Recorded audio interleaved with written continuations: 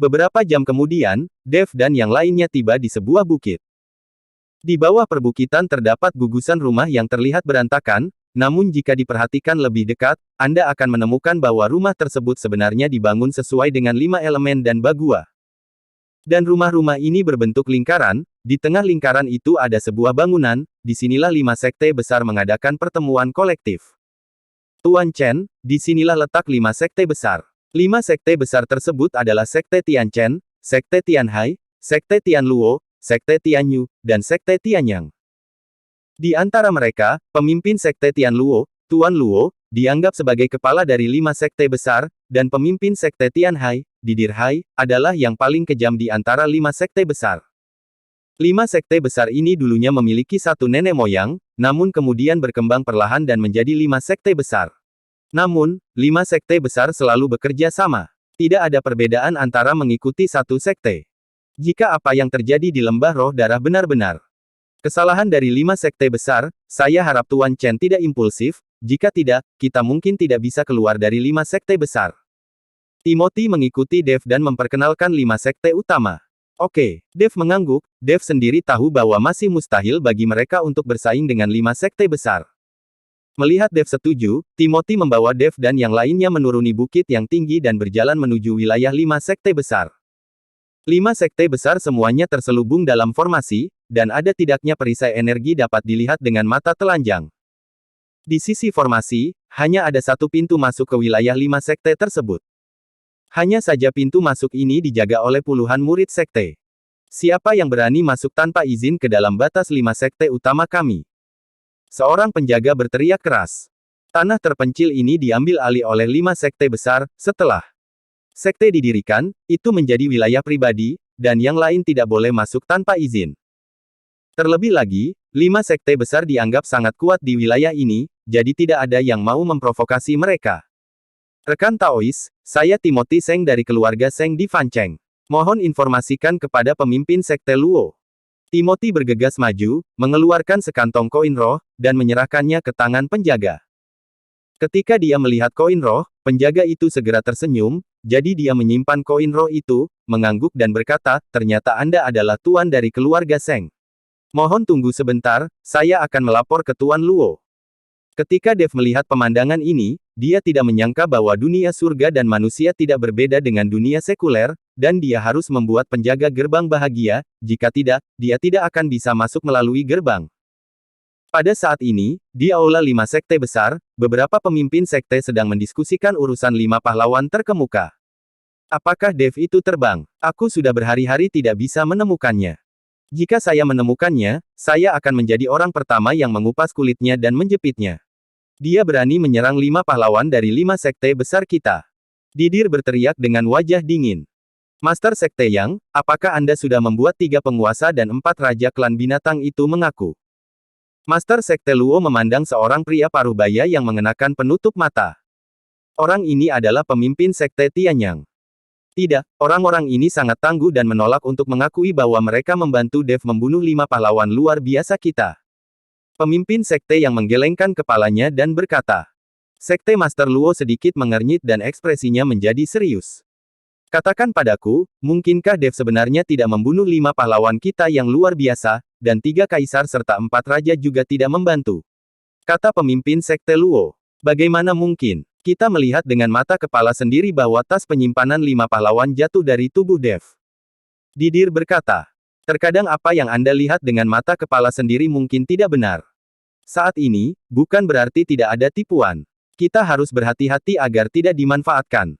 Baru-baru ini, saya menemukan bahwa Gunung Iblis Surgawi juga tidak damai. Lembah roh darah dibantai belum lama ini. Ini belum pernah terjadi sebelumnya. Setelah memikirkannya selama beberapa hari terakhir, pemimpin sekte Luo mulai meragukan apa yang dikatakan Qi Pei Jia. Lapor. Saat ini, seorang penjaga berlari masuk. Master Sekte Luo, Timothy Seng dari keluarga Seng di Fancheng, sedang menunggu di pintu, meminta untuk bertemu dengan pemimpin sekte. Penjaga itu melaporkan. Apa yang dilakukan Timothy di sini? Sepertinya kita tidak membeli apapun dengan keluarga Seng, kan? Keluarga Seng juga tidak bisa diandalkan. Jimat keluarga Seng digunakan oleh kelima pahlawan kita. Setelah menghabiskan begitu banyak uang, mereka tetap dibunuh. Beberapa pemimpin sekte sedang membicarakannya. Master Sekte Luo melambaikan tangannya dan berkata, biarkan mereka masuk. Penjaga itu mendapat perintah dan segera berbalik dan pergi. Segera, Timothy memimpin Dev dan yang lainnya ke aula. Baru saja masuk ke lobi, Dev merasakan beberapa mata tajam menatapnya, dan masing-masing mata dipenuhi dengan niat membunuh.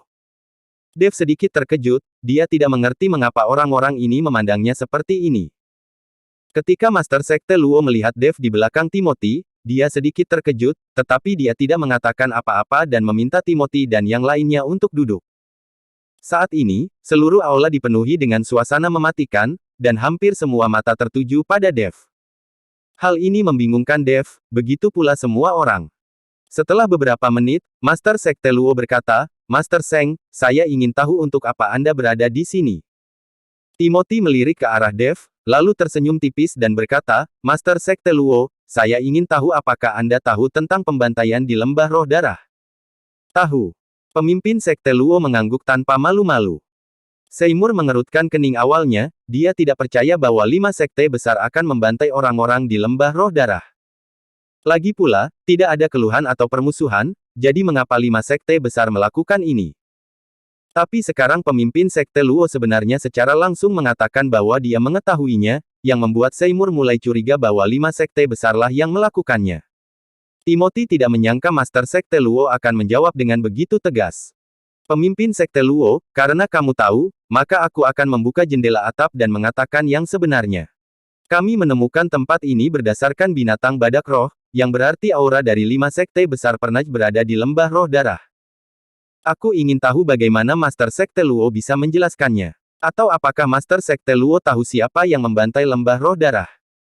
Timothy bertanya dengan hati-hati. Bagaimanapun, kekuatan dari 5 sekte besar sangat kuat di sini, dan Timothy tidak berani menyinggung mereka.